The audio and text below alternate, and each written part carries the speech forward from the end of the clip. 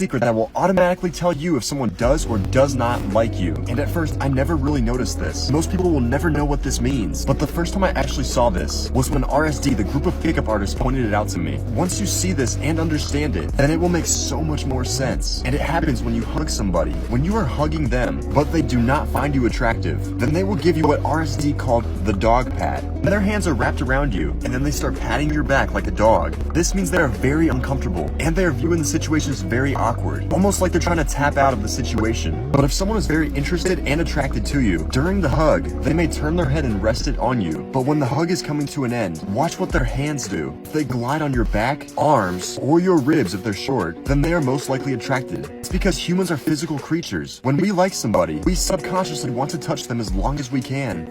Hacks plus examples that will make her want you. Sometimes girls will test you to see what you're made of. If you pass those tests with these comebacks, then just a warning, it will make her simp for you. First, if she says, "I hate you," then you have two simple yet effective comebacks. Look her up and down and smirk. Then say, "No, you don't." Or the second, "Too bad, I was actually kind of starting to like you." Either go direct or push-pull. Girls speak this unwritten language of flirting. When they see you reply like that, she will see you as different from all the guys out there. 2, if she says, "We're gonna fight," not only does this scream attraction, but you have multiple comebacks for this. First is the push-pull disqualifier. That's why we'd never work out together. You'd always want to fight, but I'd always win. If you're texting, the wink is crucial. The second comeback, "Sure, I'm a little busy tonight, but I'll have my assistant pencil you in to fight me 8 p.m. Saturday." Here's the kicker. Actually pencil it in and send her a picture. Schedule fight girl's name at 8 to 8:01 p.m. Saturday, because it will only take 30 seconds. Here's some of the biggest turnoffs that a guy could ever do. You wouldn't believe the amount of men that actually do this and actually think that it works. Here's the thing is that it may work,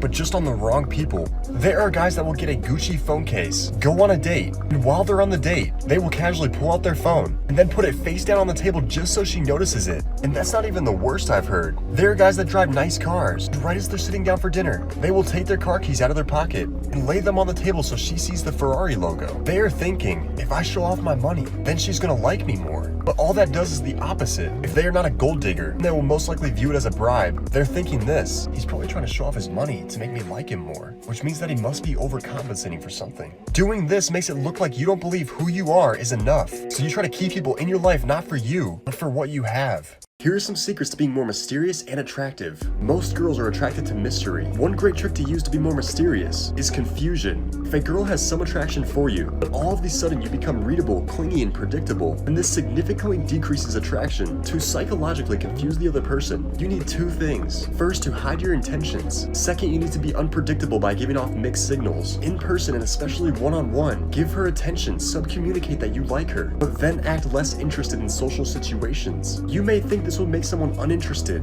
but it actually does the opposite. You want to be unpredictable in conversation. It would look something like this. She asks you, "How was your weekend?" Then you do what's called a playful misdirect. "Gosh, I need you to stop looking at me like that. You know I like it." "Like what? What do you mean?" Now you have her hooked. This is mystery. Then you go right back to normal. "You know what? I actually had a great weekend." Mystery keeps attention. This is the power of confusion. The human brain doesn't like uncertainty. It makes them think about you nonstop. Here are some subtle signs that someone might be jealous of you. You may start to notice. They may start to copy things about you. For example, talking like you. If you're a girl, they do their nails similar to yours. They might even start to dress like you. This one is probably the trickiest to spot, because they could actually be like you, or just admire you in a way. Another sign, and probably the biggest, is that they are constantly pointing out your flaws and criticizing you, especially if you two are around other people. They may point out the smallest things about you, almost like they are analyzing you down to your core. And if they are criticizing you in front of others, do not emotionally react or it shows weakness. Instead, say something along the lines of this: "If you keep checking me out like that, they're gonna get the wrong idea about you." The third and final sign is that they undervalue your successes. They say that it's something everybody could do, or that it's not that hard to get. This is a huge sign of jealousy, because they believe you're already getting a lot of attention.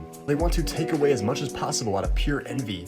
Here are some phrases that show you lack confidence. The first is the phrase, "I just." Here's an example. Picture the guy who just got dumped by his girlfriend, and he is texting her things like this: "I just need to see you. I just want to talk to you." The word "just" minimizes your desire. It subcommunicates that your needs are below others. Let's say you're asking somebody out for a date. Instead of saying something like this, "Just wanted to know if you'd like to go out for drinks on Saturday," take out the word "just." "Would you like to get drinks on Saturday?" You are now coming from a place that your time is valuable. The second phrase that shows a lack of confidence is the phrase, Anyways, I don't know. One common mistake men make with dating is that they'll ask the girl, what do you want for dinner? I don't know, what do you want? I don't know, what are you in the mood for? Then they'll keep going back and forth. Women want to feel special. They want to go have fun. Most women want a man who can take the lead. I don't know shows a lack of direction, and it shows a lack of confidence in your ability to make decisions. Only say it when you really don't know. Start showing others you are confident in yourself and your decisions.